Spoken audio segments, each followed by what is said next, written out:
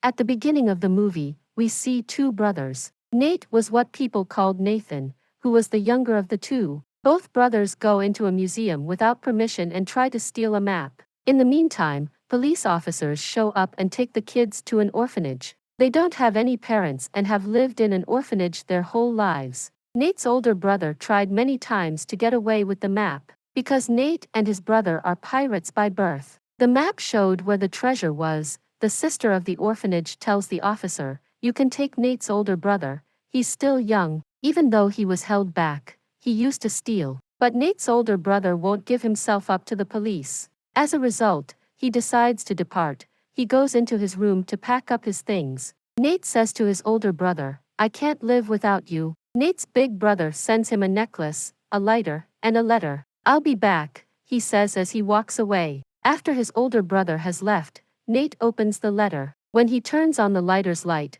he gets a message. "We wrote it knowing that we come from a family of pirates. We'll probably see each other." After that, the scene changes, and we see the time after 15 years have passed. Nate is an adult now, and he works in a bar. Besides that, he used to steal. When Nate worked in a bar, a man named Victor came to see him. He lets him know that he knows him and his brother. He says they used to work together in the past. Nate, on the other hand, didn't care about finding out about it. He tells Victor to go, but on the way out, he leaves a card for him. On the card, Victor's address is written. In the next scenario, Nate goes into his house. When he gets there, he sees the map he and his brother tried to steal. Victor shows up and says, "You would have told me if you had been there." Nate tells Victor that this is the same map that a lot of other people have been looking for. This is a map of a treasure. Many people have spent their whole lives doing this without getting anywhere. This story had no point.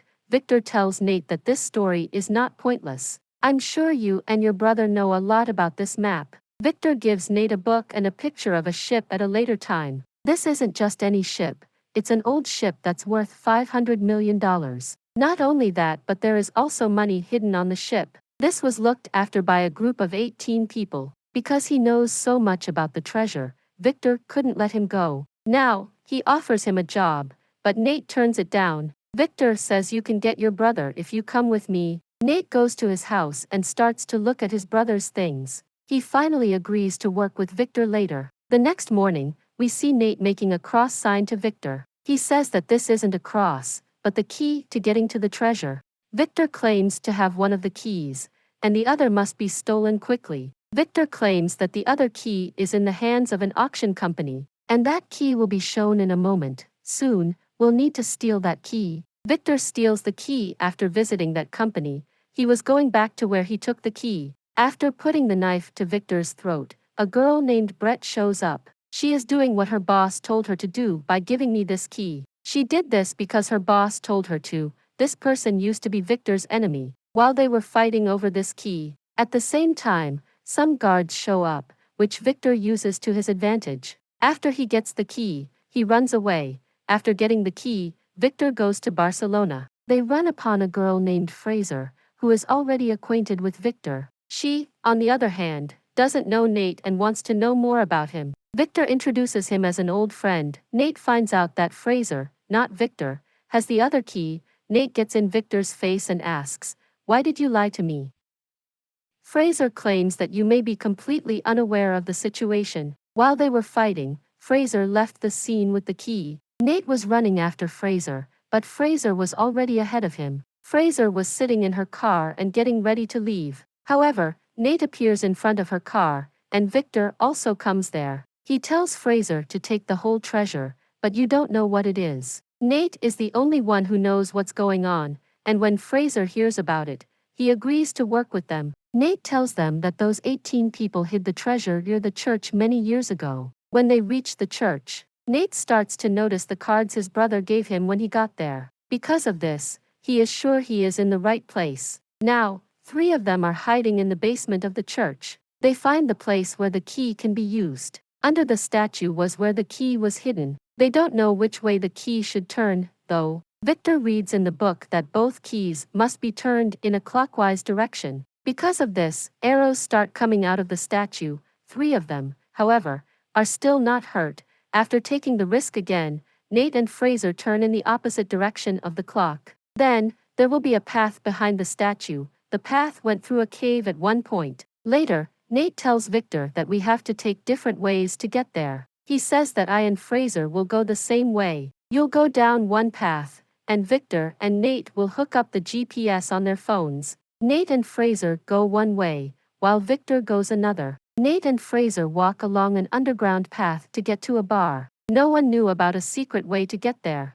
Before they leave that path, some people try to hurt them. Nate fights with him to stop him. On the other hand, Fraser is trying to get the door open. After the door is opened, Nate and Fraser walk out. They find a third door that the cross key will let them open. As Fraser tries to open the door, water starts to come in, because you have to open the first door before you can open the second door. It can only be opened by Victor, and Victor was trying to open the door on the other side. At the same time, the girl who had attacked him before shows up. Both of them are fighting hard. On the other hand, Nate and Fraser were stuck in the water and about to pass out. Victor knocks out the girl and puts the key on the door that is already locked. Nate and Fraser finally get out of that door without getting hurt. Now it was my turn to go through the last door. No one knows how to open that door, though. From a hole outside, Victor kept an eye on them. In the meantime, Nate uses his mind to ask Fraser to bring the other key from Victor to him.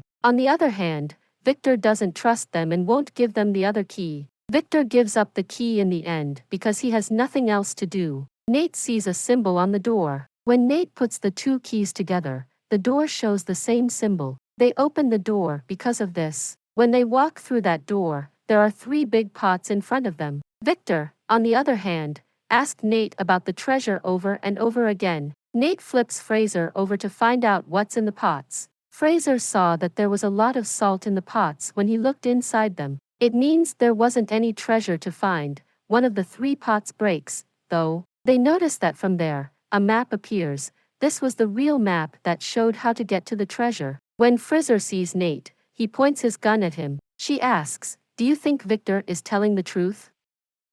Nate is knocked out when she shoots the gun at his head. She takes the map from there and goes from there on. When she leaves, she also takes the keys with her. Victor comes back to Nate later and sees him passing out. When Nate wakes up, they find out that Fraser lied to them. As soon as Nate comes to, he asks about his brother. "What you've kept from me in secret, and what you've kept from me in the dark."